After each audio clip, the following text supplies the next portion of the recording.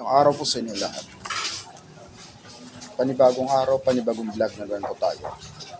Tatalakayin po natin ngayon ang pamanang Chino o Chinese heritage.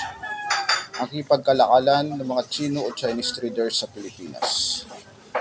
Pinaniniwalaan ayon sa nakasulat na mga Chino ay dumating sa Pilipinas sa pagitan ng ika-10 o ika-16 na siglo, 10 to 16th centuries, bago dumating ang mga Kastila o the Spanish civilization.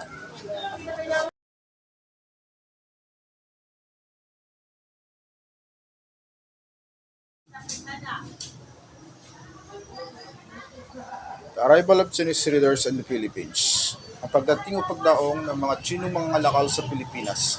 Sa pagdating ng mga Chino mga lakal sa Pilipinas, nagdala sila ng porcelana o porcelain at sotla o silk, ang kanilang pakikipagpalitan sa mga Pilipino.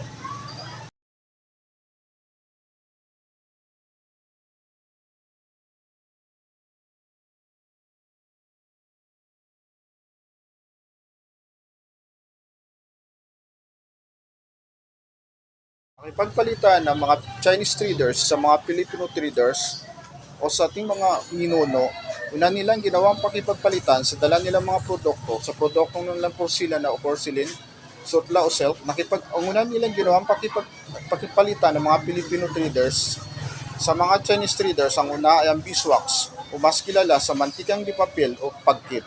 At ang ikalawa, ang deerhorn o sungay ng usa.